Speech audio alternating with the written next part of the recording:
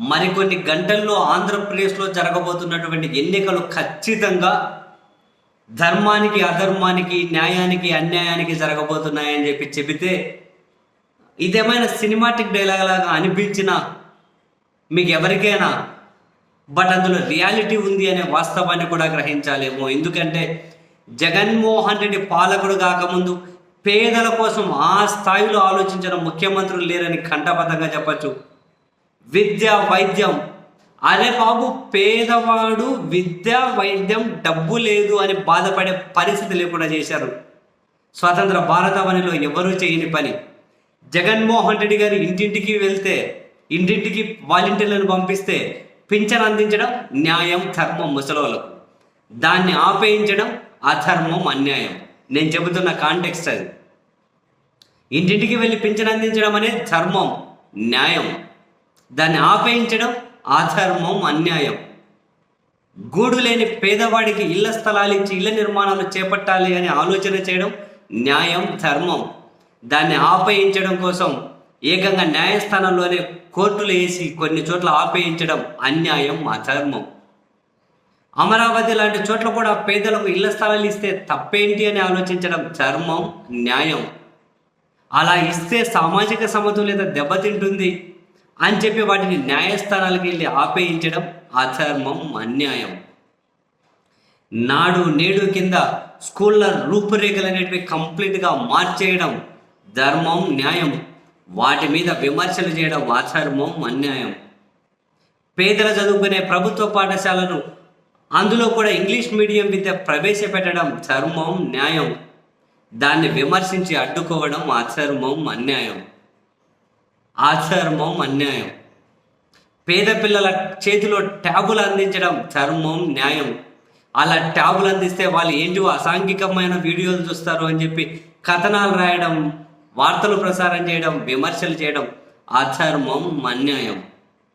Yes, పేద పిల్లలకు TOEFL విద్య పెట్టడం, ఐబీ సిలబస్ ప్రవేశపెట్టడం, ఇవన్నీ చేయడం ధర్మం, న్యాయం నెక్స్ట్ భవిష్యత్తులో.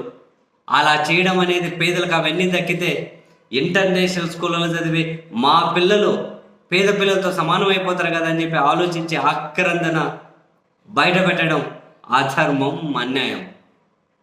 అది అధర్మం, అన్యాయం.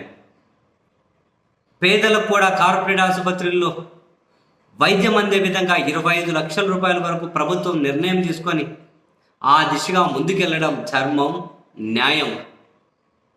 అలా ముందుకు వెళ్తే కొత్త బిల్లులు కొంచెం డిలే అటు ఇటు అవుతాయి. వాటిని బేస్ చేసుకుని ఆసుపత్రులను రెచ్చగొట్టి తమకు అనుకూలంగా ఉన్న ఆసుపత్రులను ఈ ఆరోగ్యశ్రీ సేవలు నిలిపేస్తామని చెప్పి ప్రభుత్వాన్ని బెదిరించేలా చేయడం అధర్మం, అన్యాయం. అధర్మం, అన్యాయం. మహిళా సాధికారత దృష్ట్యా ఆలోచించి మహిళా సాధికారత గురించి వాళ్ళకు ఆర్థిక సహాయం చేయడం, వాళ్ళకు అండగా ఉండడం, వాళ్ళ పేరు మీద ఇళ్ల స్థలాలు ఇవ్వడం ధర్మం, న్యాయం. మహిళల పేరు మీద ఇవన్నీ ఇస్తుంటే వాటిని వ్యతిరేకించడం అధర్మం, అన్యాయం. అధర్మం, అన్యాయం. ఇలా చెప్పుకుంటూ పోతే చాలా సెన్సిటివ్గా, ఎంతో సెన్సిటివ్ మైండ్ ఉంటేనే, ఆలోచనలు ఉంటేనే ఇవన్నీ చేయగలుగుతారు. అటువంటి ఆలోచనలు ఉండాలి అంటే పాలకుడు కూడా క్షేత్రస్థాయి వరకు కూడా ఏం జరుగుతుందో, ఎలాంటి కష్టాలు ఉన్నాయని చెప్పే సునిశ్చిత దృష్టి అనేది ఉండాలి. నేను చెప్పేది ఒకటే, ఓటు ఎవరికి వేస్తున్నారు అనే విషయాన్ని ఆలోచించే కంటే ముందు ఎవరి వల్ల మేలు జరిగింది, ఎవరి వల్ల మీకు న్యాయం జరిగింది, లేదు మీకు ఎవరి వల్ల అన్యాయం జరిగిందా, అన్యాయం జరిగితే ఎస్ అలా చేసిన వాళ్ళకు వ్యతిరేకంగానే ఓటు వేయండి. న్యాయం జరిగితే, న్యాయం మీరు పొంది ఉంటే న్యాయం పొంది న్యాయం చేయించుకొని ఆ న్యాయానికి వ్యతిరేకంగా ఓటు వేయడం అన్యాయం అనే సంగతి ఒకటి గుర్తుపెట్టుకోండి. మీకు అన్యాయం జరిగితే ఎస్ వాళ్ళకు వ్యతిరేకంగా, అన్యాయం చేసిన వాళ్ళకు వ్యతిరేకంగా ఓటేయండి.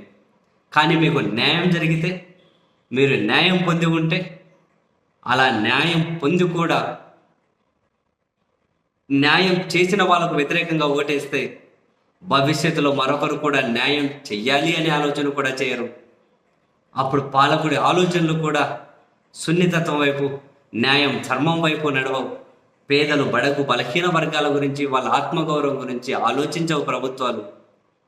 మరి అట్లా ఆలోచించే వ్యక్తుల వైపు నిలబడాలా, అటువంటి వాటికి వ్యతిరేకంగా ఉన్న వ్యక్తుల వైపు నిలబడాలా అన్నది చైతన్యవంతులైనటువంటి ఓటర్గా మీరు నిర్ణయం తీసుకోగలరని, తీసుకుంటారని చెప్పి మేమైతే ఆశిస్తూ ఉన్నాం.